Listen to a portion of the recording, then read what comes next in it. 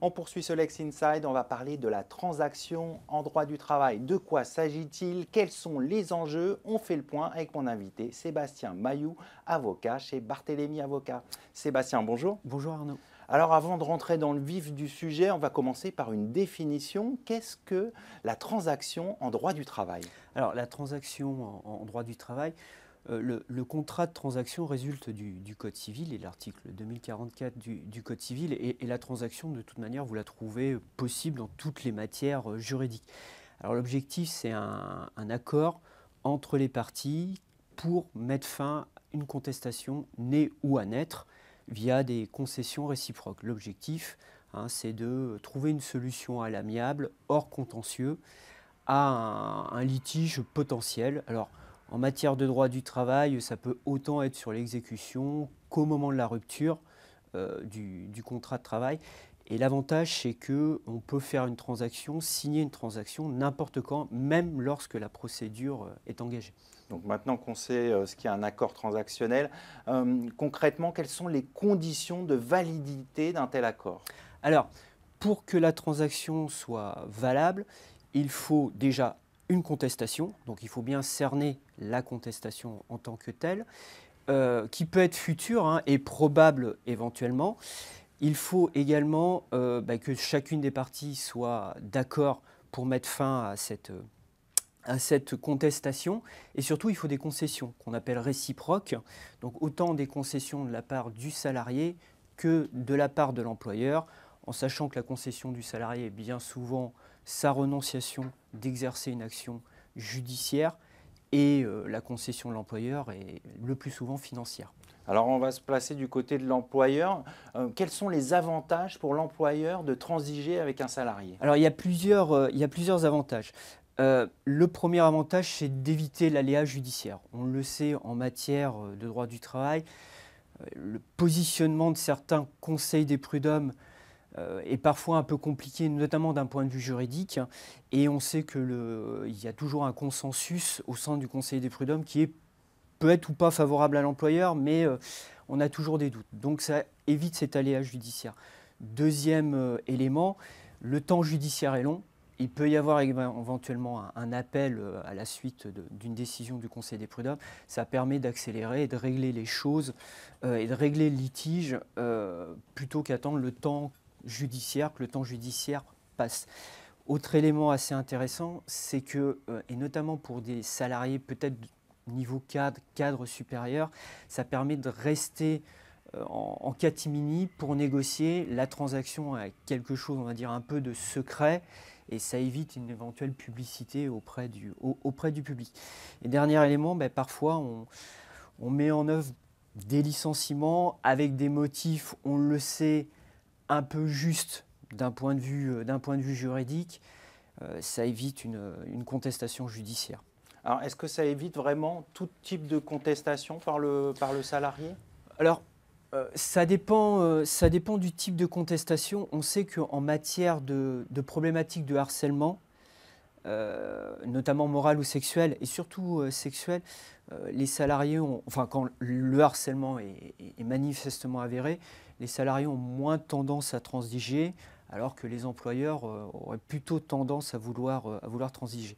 Et après, il faut bien que vous compreniez que la transaction, on l'utilise dans la très très grande majorité des cas au moment de la rupture du contrat. On peut l'utiliser sur des problématiques d'exécution du contrat en cours de relation, mais on l'utilise assez rarement, du moins Le but, c'est un peu d'encadrer la rupture, c'est ça? Voilà.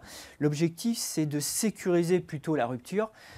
Pourquoi? Parce qu'on le sait, la transaction a un effet assez intéressant à la fois pour l'employeur et pour les salariés.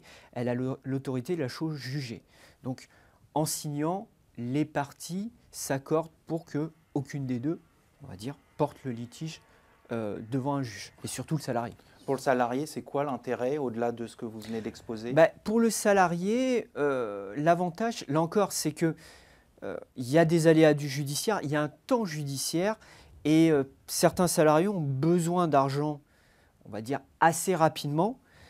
Le temps d'attendre une condamnation par le Conseil des prud'hommes qui peut intervenir 1 an et demi, 2 ans, et si un appel derrière, vous rajoutez 2 ans et demi, voire 3 ans selon les cours d'appel, ben là, le salarié a une indemnité transactionnelle immédiate et tout de suite de la part de l'employeur. Autre avantage, c'est que, alors hormis si ça dépasse certaines limites, c'est que cette indemnité transactionnelle n'est pas imposée. D'accord. Comment elle est calculée? Alors, l'indemnité transactionnelle, c'est une négociation. Hein, alors, souvent, la négociation se fait entre conseil salarié avocat, salarié employeur. C'est pas obligé, mais pour un salarié, c'est quand même beaucoup plus intéressant. C'est beaucoup plus confortable. Alors, comment on la calcule? C'est très simple. Alors, bon, de chaque côté, on évalue nécessairement les risques, mais on a le barème Macron et on se fonde sur le barème Macron qui délimite l'indemnité de licenciement sans cause réelle et sérieuse. Alors, comme il y a un plafond et un plancher, l'avocat salarié va avoir tendance plutôt à toucher au plafond. Nous, avocats employeurs, on est plutôt au plancher et on essaye d'arriver à quelque chose de cohérent des deux côtés. Et une fois que c'est signé, est-ce qu'on peut revenir en arrière? Est-ce que le salarié peut essayer de réclamer autre chose, une indemnité plus conséquente ou c'est fini? Ça dépend comment la transaction est rédigée. Globalement, le salarié, par rapport à son litige, au litige qu'on a transigé, le salarié ne peut plus revenir en arrière. Alors, hormis éventuellement accord de l'employeur qui permettrait de remettre en cause la transaction, mais ça n'arrive jamais. Normalement, on encadre les effets de la transaction et normalement, ces effets de la transaction sont limités, on va dire, au litige. Mais on rédige, c'est souvent l'employeur qui rédige, l'avocat employeur, on rédige suffisamment bien les transactions pour que le salarié ne puisse plus rien demander, que ce soit au moment, du fait de la rupture ou du fait de l'exécution du contrat. Donc, il faut quand même bien rédiger la transaction pour éviter d'éventuelles contestations derrière. Oui, tout à fait. Alors, ça pose énormément de difficultés parce que l'un des avantages de la transaction, et notamment pour l'employeur, c'est que l'employeur ne paye pas de cotisation sociale sur l'indemnité transactionnelle. Mais encore faut-il que cette indemnité transactionnelle compense un préjudice pour le salarié lié à la rupture. C'est une vocation indemnitaire. Donc, la Cour de cassation nous a également fait une proposition en disant si votre indemnité transactionnelle, par contre, est liée à l'exécution du contrat et notamment si c'est pour régler des problématiques de salaire, là, l'indemnité transactionnelle, c'est du salaire et donc on paye des cotisations en tant qu'employeur. Donc, il faut, en gros, dans l'indemnité transactionnelle, être très précis sur les montants de cette indemnité. Bien, qu'est-ce que va compenser le montant de cette indemnité-là? Est-ce que c'est une problématique d'exécution du contrat? Est-ce que c'est une problématique, on va dire, de fin de contrat? Qu'est-ce que ça compense, cette indemnité? Parce que c'est assez important, parce que derrière, l'URSSAF est très vigilante sur la rédaction de la transaction. Donc, rédiger bien strictement cette transaction de manière à sécuriser cet accord transactionnel. Voilà. Autant pour le salarié que pour l'employeur. Hein. On va conclure là-dessus. Merci Sébastien Mailloux. Je rappelle que vous êtes avocat chez Barthélémy Avocats. Merci. Tout de suite, l'émission continue. On va parler de fraude au président.